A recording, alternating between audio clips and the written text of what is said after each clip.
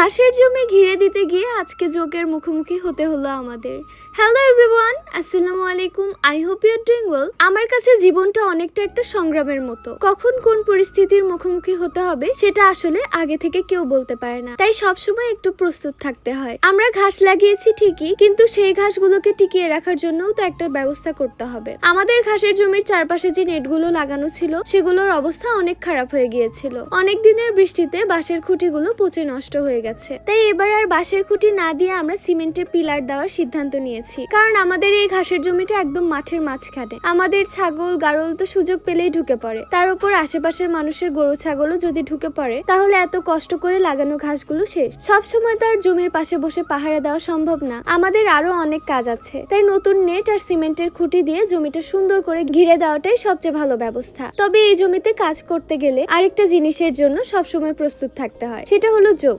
এখানে এত যোগ যে আমরা প্রায় সব সময় হাতে লবণ নিয়ে আসি। কখন যে কোথা থেকে যোগ চলে আসে তার কোনো ঠিক নাই। এর মধ্যে আমার ছাগলগুলোকে একটু আগে বাইরে বের করে দিয়েছিলাম, তারা সুন্দর করে খেতে চলে গেল। কিন্তু এখনকার আবহাওয়ার যে অবস্থা কিছুই বোঝার উপায় নেই। এই তো একটু আগেও প্রচন্ড রোদ, হঠাৎ করে বৃষ্টি শুরু হলো, আবার 2 মিনিট পর বৃষ্টি শেষ। আর এমন রোদ উঠলো যে বাইরে দাঁড়ানোই মুশকিল। আর আমার ছাগলগুলো বৃষ্টি একদম সহ্য করতে পারে না। একটু বৃষ্টি শুরু হলেই যেখানেই থাকুক সেখান থেকে সোজা বাড়ির দিকে দৌড়। অথচ তাদেরকে বাড়ি থেকে বের করতেই আমাদের কত কষ্ট। এখন তাদের বের করলাম, তারা খেতে গেল, আর অমনি বৃষ্টি। এরপর দুপুর হয়ে যাওয়ায় রান্না বান্নার কাজেও চলে আসতে হলো। আসলে একদিনে এত বড় একটা কাজ শেষ করা আমাদের জন্য সম্ভব না। ঘাসের জমির কাজের পাশাপাশি রান্না, গরুর ঘর দেখা, বাছুরকে খাওয়ানো, ছাগল গাড়ল মুরগি কবুতর সবকিছুরই তো দেখাশোনা করতে হয়। তাই যতটুকু কাজ হলো সেটা করেই দুপুরে চলে এলাম। পরে আবার বিকালে কাজ ধরবো। এর মধ্যে আমার বাছুরের খাওয়ার সময়ও হয়ে গেল। এখনো অনেক দৌড়ঝাঁপ করে, বোনদের সাথে খেলাধুলা করে।